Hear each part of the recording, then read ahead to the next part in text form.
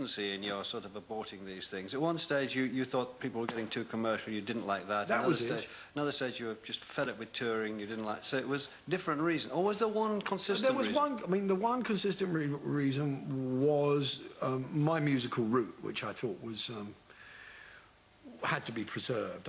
You had to hold on to that. I had to be true to my vision, or my musical vision of what was the proper way forward. And what was that for you? Well, honouring the blues, you know, as a musical direction.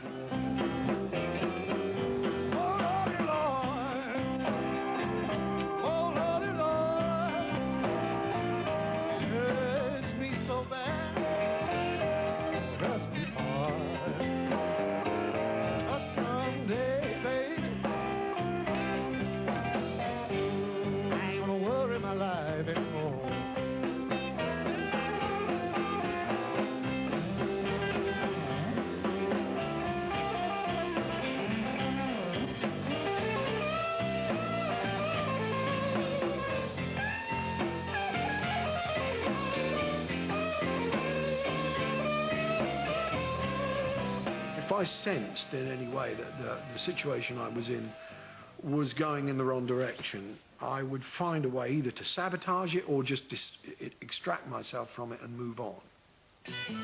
In 1965, Clapton left the Yardbirds, frustrated with their drift away from the blues.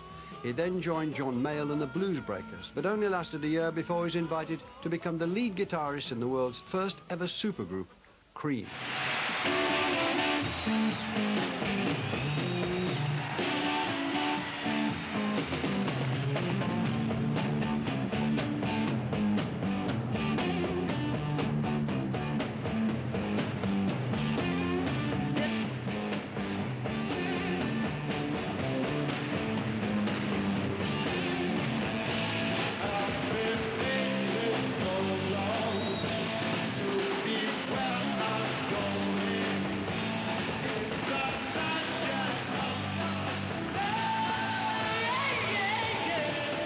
About 2 years, isn't it, where constant performance, huge crowds, huge stages.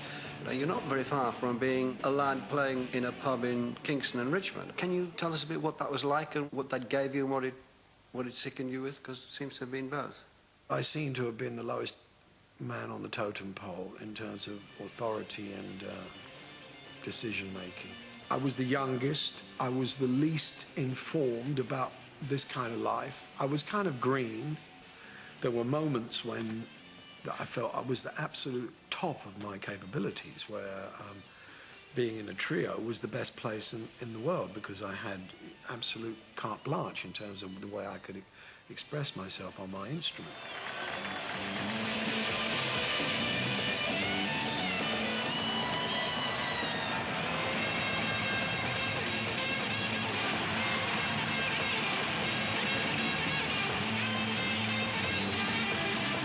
Downside would maybe come 2 days later, and it was a state of mind a lot of the time. We just think, I'm tired, I don't want to do this, this music is rubbish, I can't stand these guys, I want to go home.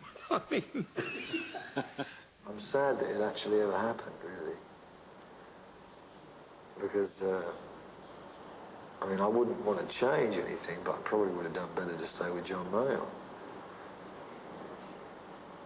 Because then, you know, it was, I mean, that Cream thing was all like, it was just aggressive music.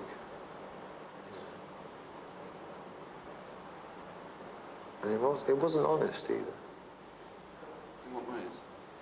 Well, we weren't being truthful to the audiences we were playing to.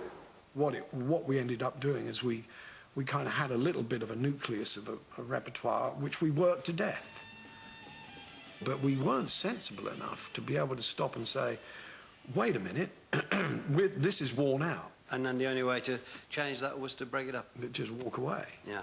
It was me, really. You know, I mean, I wanted out.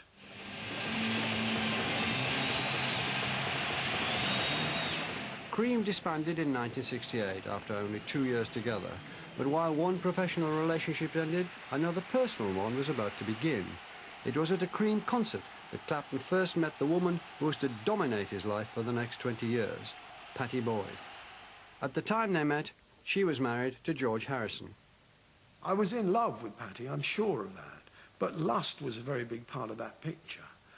And lust is an instinct which is quite, unleashed. It's quite dangerous. It doesn't really have concern in itself for other people's feelings or for circumstances. I mean, the fact that George was my friend and a very famous person, I mean, it had no bearing on it whatsoever. I mean, I give myself some credit for the fact that I didn't just snatch her. I mean, there was a long period where it was almost like I was in mourning for our relationship because it was unavailable, because it was taboo. And it was only when George was clearly out of the picture that I made, the real move. One of the miraculous things was the fact that your friendship with George was scarcely impaired by this, wasn't it? I don't know that that's true. Our friendship was always a scaly one. It was sibling rivalry from day one. We started our life together on the road. And I was already so far out of control that no one in their right mind, and with the greatest respect, Pattie, could have imagined that we would have a proper relationship from the evidence of our early days together. I mean, I drank from the moment I got up. I was a, full-blown practicing alcoholic from the day we got together. I think with people watching will say, but they'll also say, but some great songs came out of it. And they